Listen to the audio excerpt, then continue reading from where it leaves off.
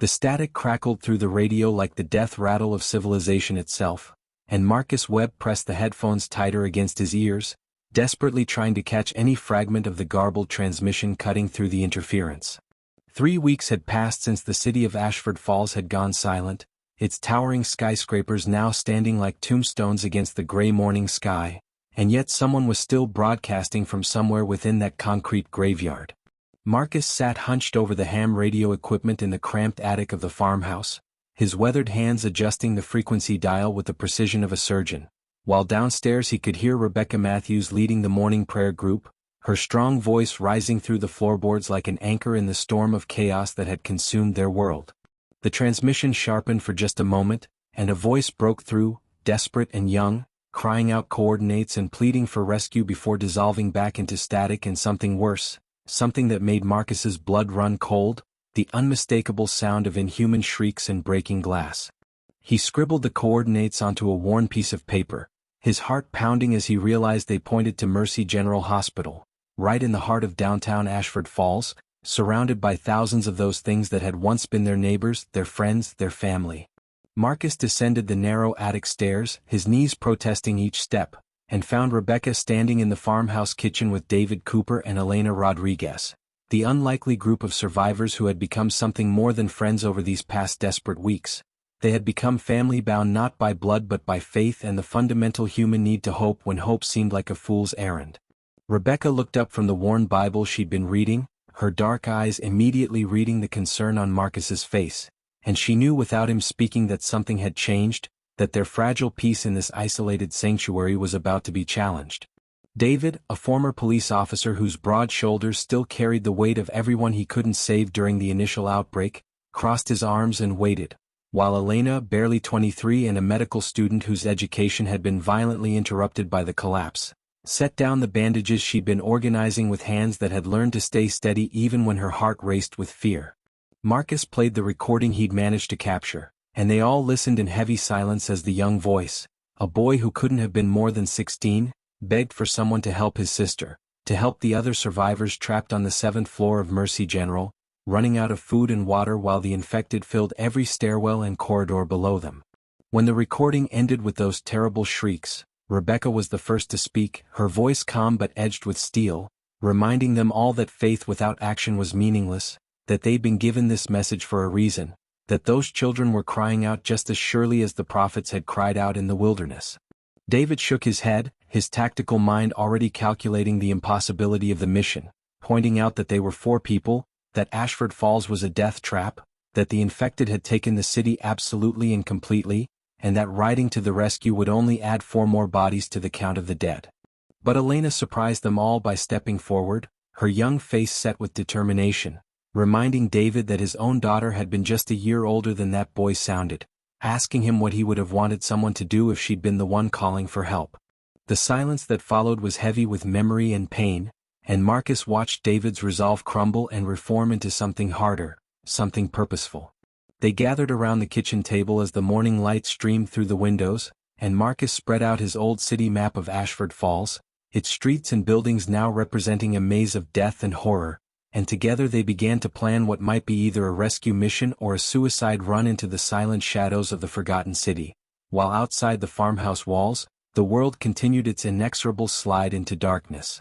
The preparation took most of the day, and as the afternoon sun began its descent toward the horizon, casting long shadows across the farmhouse yard, the reality of what they were about to attempt settled over the group like a heavy cloak that none of them could shake off. Rebecca had insisted they take only what they could carry quietly, knowing that in the world of the infected, noise meant death, and so they assembled their supplies with meticulous care. Bottles of water wrapped in cloth to prevent them from clinking together, canned food that could be opened silently, basic medical supplies that Elena packed with the efficiency of someone who had learned to make every item count, and the weapons that David had been teaching them all to use with grim necessity. Marcus cleaned his hunting rifle with the same steady hands that had once helped him provide for his family during better days, while David checked the magazines of his service pistol and the shotgun he'd retrieved from the abandoned police station 2 weeks into the outbreak, each bullet representing a life-or-death decision they might have to make before this mission ended. Elena sharpened a fire axe on the old grinding stone behind the barn,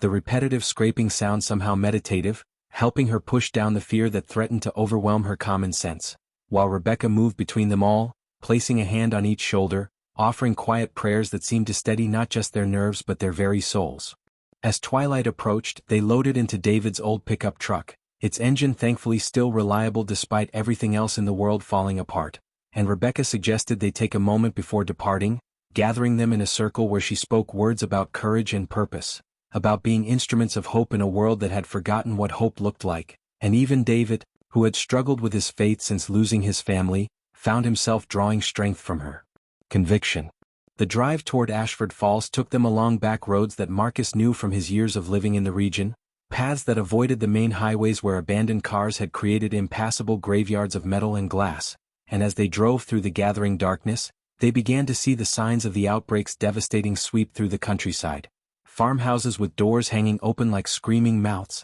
abandoned vehicles with their contents scattered across the roadside, and, occasionally, in the distance, the shambling figures of the infected, their movements jerky and wrong, their existence a mockery of the lives they had once lived. David killed the headlights as they approached the outskirts of the city, navigating by the faint moonlight and his memory of streets he had once patrolled, and the silence inside the truck became absolute as they all strained their eyes against the darkness, watching for any sign of the massive hordes they knew filled the urban center. They parked the truck in an underground garage 3 blocks from Mercy General Hospital. The structure's entrance partially collapsed in a way that would hide the vehicle but still allow them to escape if they returned running, and as they stepped out into the oil-stained darkness, the smell hit them first, the overwhelming stench of death and decay that had become the perfume of their new world. David took point, his police training evident in every careful step, while Marcus covered their rear. Elena stayed in the middle with the medical supplies, and Rebecca moved with a quiet grace that belied her years,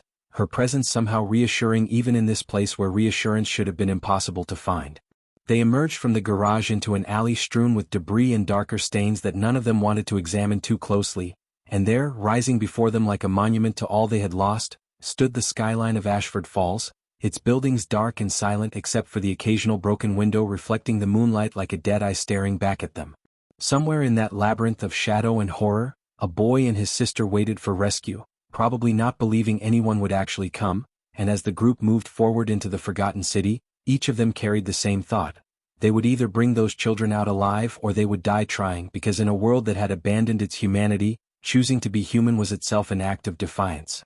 The city blocks between the parking garage and Mercy General Hospital stretched before them like a gauntlet designed by nightmares, and David led them through the urban canyon with hand signals he'd learned from his years in law enforcement, each gesture a command that could mean the difference between remaining undetected and being swarmed by the countless infected that lurked in the shadows of Ashford Falls.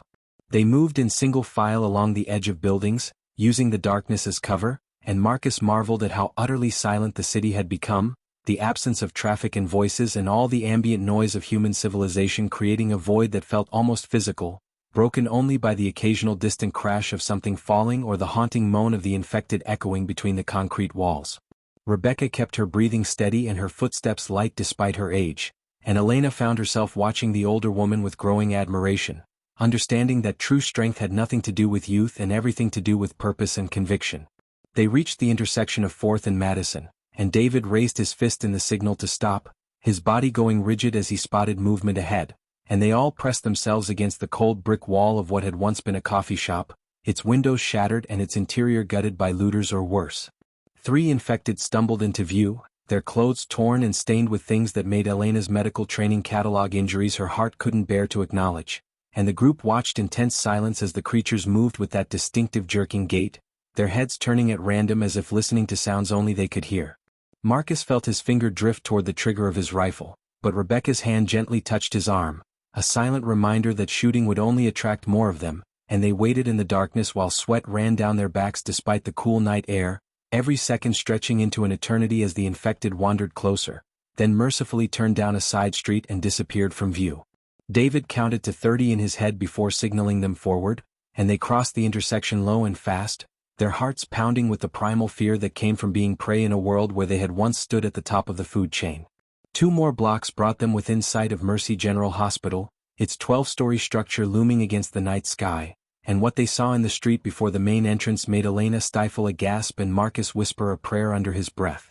The infected filled the area in front of the hospital like a grotesque congregation, dozens of them wandering aimlessly or standing perfectly still, and in the moonlight their faces were visible enough to see that some had been doctors, nurses, patients, and visitors, their hospital badges still hanging from necks and pockets, their transformation from healers and sick into something neither living nor dead, a cruel irony that wasn't lost on any of the group. David pulled them back around the corner and into the alcove of a delivery entrance, and they huddled together while he explained in barely audible whispers that the front entrance was impossible, that they needed another way inside. And Elena suddenly remembered something from her clinical rotations at Mercy General, the service tunnels that connected the hospital to the medical office building across the alley, tunnels that maintenance workers used to transport supplies and equipment without clogging the main corridors. Marcus studied the alley she indicated, noting the dumpsters and debris that would provide cover, but also seeing the fire escape hanging broken and twisted, evidence of someone's desperate and probably failed attempt to climb to safety in the early days of the outbreak. Rebecca asked Elena if she knew how to navigate once they were inside the tunnels, and the young woman nodded, her memory of the hospital's layout returning in fragments, enough to give them a chance if the tunnels weren't completely overrun. They moved toward the medical office building with agonizing slowness, every shadow a potential threat, every sound making them freeze in place, and when they finally reached the service entrance, David tested the door and found it locked, the security system still somehow functional even though the world it was designed to protect had ended. Marcus produced a small pry bar from his pack, and working with David, they managed to force the door open with only a soft grinding of metal that seemed impossibly loud in the pregnant silence, and one by one they slipped inside, closing the door behind them and standing in complete darkness, knowing that somewhere above them, those children waited, and between here and there lay countless opportunities for everything to go catastrophically wrong. The darkness inside the medical office building was absolute and suffocating, the kind of blackness that made Elena question whether her eyes were even open, and she heard Marcus fumbling for his flashlight before David's urgent whisper stopped him, reminding them all that light could be seen through windows and would draw the infected like moths to a flame. They stood motionless, letting their eyes adjust, and gradually the faint moonlight filtering through the grimy windows revealed the outline of a reception desk and hallways leading deeper into the building, everything coated in a layer of dust that spoke of weeks without human presence. Rebecca moved close enough that Elena could feel her breath and whispered a question about which direction to the service tunnels, and Elena closed her eyes, picturing the hospital layout she'd memorized during her rotations, remembering the basement level where she'd once gotten lost looking for the cafeteria during a double shift. She pointed toward what she hoped was the stairwell, and David took the lead again, his pistol drawn but held low, his every sense alert for the telltale sounds of the infected. The labored breathing, the shuffling footsteps,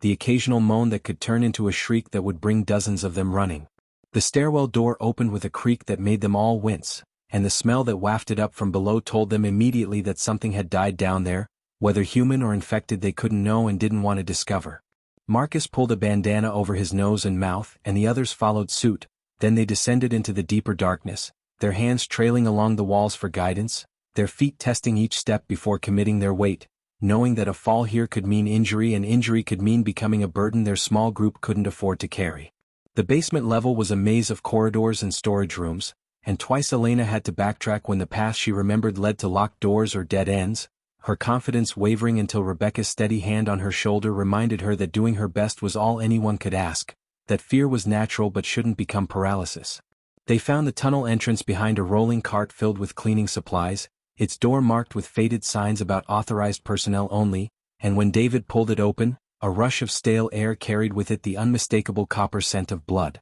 Marcus clicked on his flashlight for just a second, sweeping the beam across the tunnel entrance, and what they saw made Elena's medical training kick into overdrive even as her stomach turned, bloody handprints on the walls, drag marks on the floor, and 20 feet in, a pile of discarded clothing that she desperately hoped was only clothing. David made the decision to proceed, knowing they had no alternative route, and they entered the tunnel in their established formation, Marcus now using his flashlight in brief intervals, the momentary illumination revealing a concrete passage lined with pipes and electrical conduits, just tall enough for them to walk upright but narrow enough that they'd have difficulty fighting if they encountered infected in this confined space. The tunnel sloped gently upward, and Elena counted her steps, estimating the distance to where it should connect with the hospital's basement, while behind her she could hear Rebecca praying under her breath, the familiar words of the 23rd Psalm somehow fitting for this valley of shadow and death they were walking through. A sound ahead froze them all in place, a wet dragging noise accompanied by labored breathing, and Marcus's flashlight revealed an infected crawling toward them, its legs twisted and broken, its arms pulling its body forward with terrible determination, its eyes reflecting the light with an emptiness that was worse than hate. David stepped forward and dispatched it quickly with his knife, the necessity of silence overriding the revulsion they all felt, and they moved past the corpse without comment because what words could possibly encompass the horror and pity and relief that they each felt in that moment. The tunnel continued for another 100 yards before ending at a metal door marked with the Mercy General Hospital logo, and when David tested the handle, it turned freely, unlocked from this side, and they emerged into the hospital basement to find themselves in a laundry facility where industrial washers stood silent and empty, their drums likely still holding the last loads of sheets and scrubs from before the world ended. Elena oriented herself quickly, pointing to the service elevator that would take them up to the 7th floor, and as they approached it, they all shared the same terrible thought. What if the power was out? What if they'd have to take the stairs through floors potentially filled with infected? What if those children had already run out of time and this entire mission was for nothing but adding their own names to the list of the dead?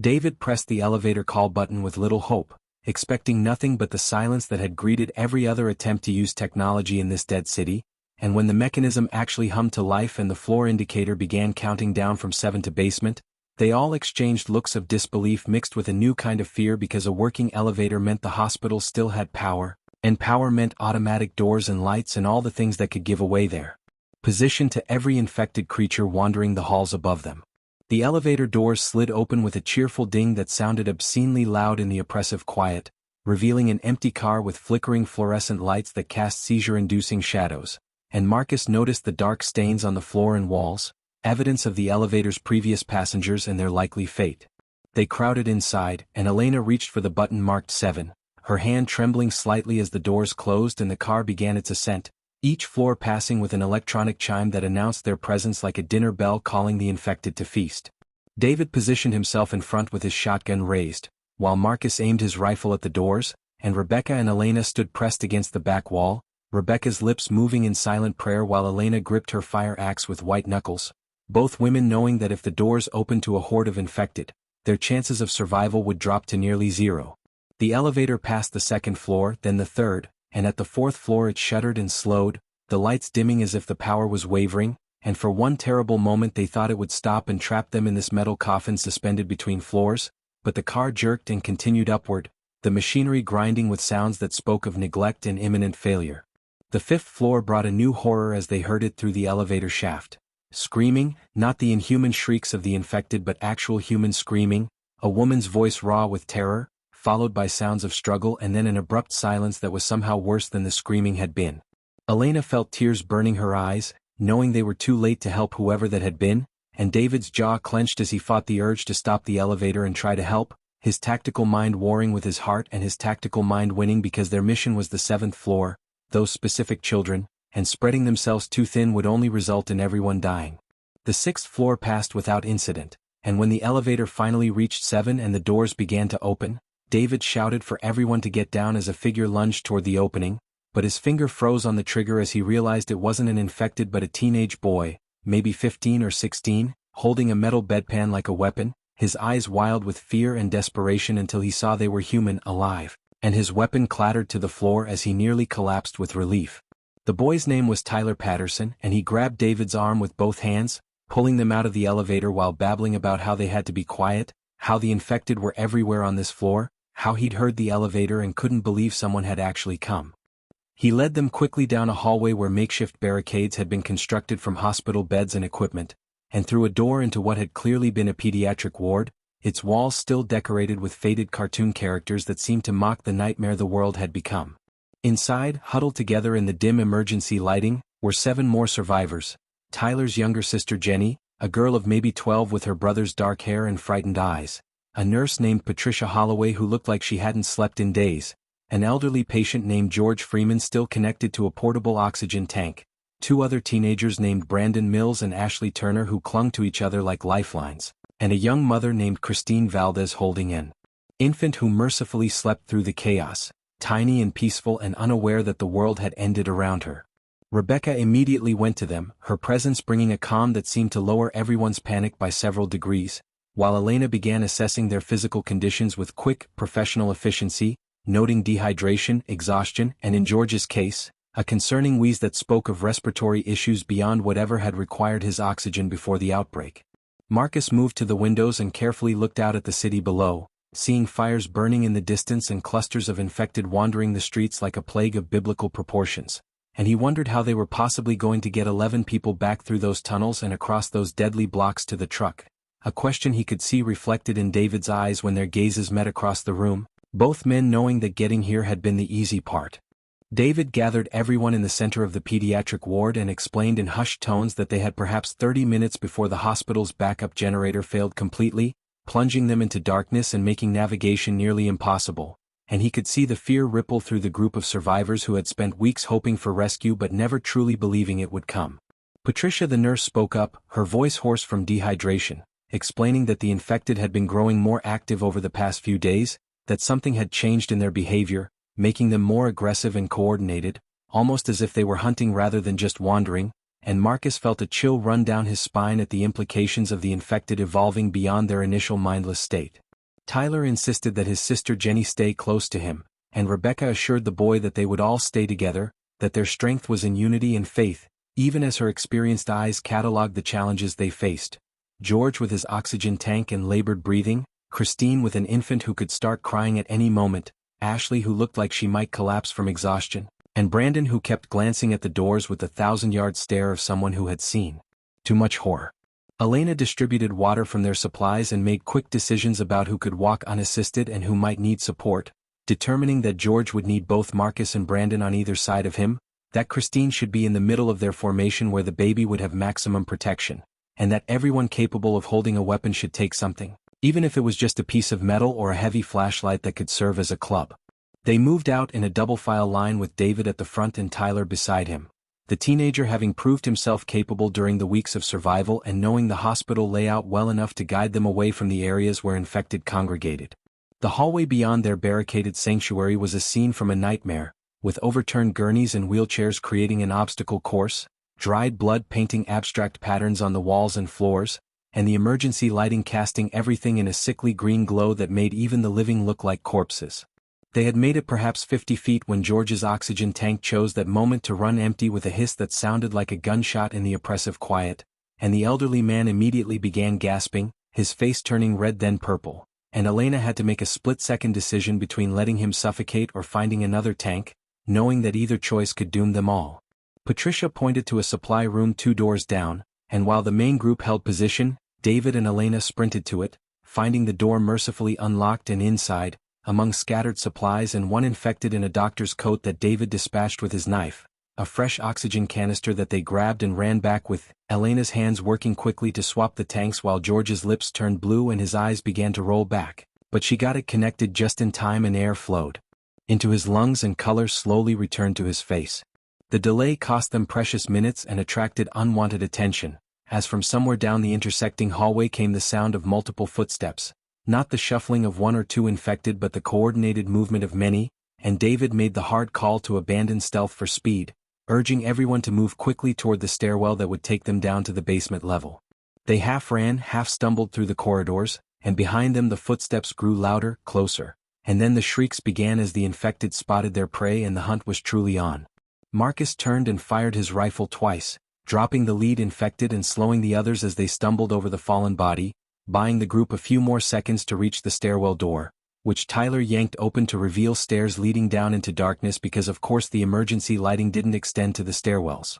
They plunged into the blackness with the infected pouring through the door after them, and in the chaos of bodies pressing together and hands grabbing for railings and Christine trying to shield her baby who had finally started crying, adding her infant wails to the symphony of horror, Rebecca's voice rose strong and clear, shouting that they would not die here, that they would not give up, that faith and courage would see them through, and somehow her certainty gave them all the strength to keep moving down the stairs even as the infected closed the distance behind them, reaching out with grasping hands that sought to pull them back into the darkness and make them part of the shambling horde forever.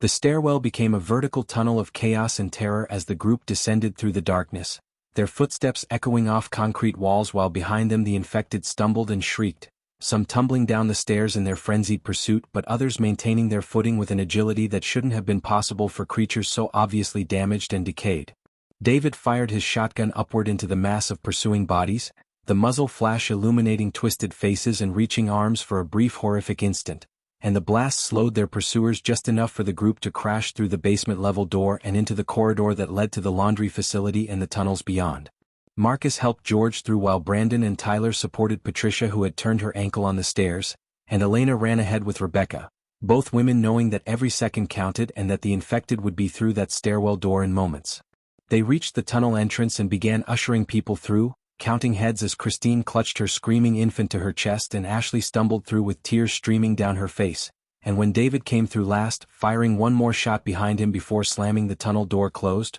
they heard the infected hit it like a wave crashing against rocks, the metal door shuddering but holding at least for now. The tunnel passage was a nightmare of a different kind, with 11 people instead of 4 trying to move quickly through the confined space, the single flashlight beam creating dancing shadows that played tricks on their exhausted minds, making them see threats in every corner and darkened alcove. George's breathing had become a labored wheezing that echoed off the tunnel walls, and Marcus knew without medical training that the elderly man was approaching his limits, but when he suggested they could rest, George shook his head stubbornly and kept moving, determined not to be the reason others died. Tyler and Jenny held hands, the siblings drawing strength from each other, while Brandon kept looking back over his shoulder expecting the infected to burst through the tunnel door at any moment and come pouring after them like water through a broken dam. They passed the spot where the crawling infected had been, its body now nothing but a dark shape. They stepped around without comment, and Elena found herself thinking about how quickly the unthinkable became routine, how horror could become normalized when survival demanded it,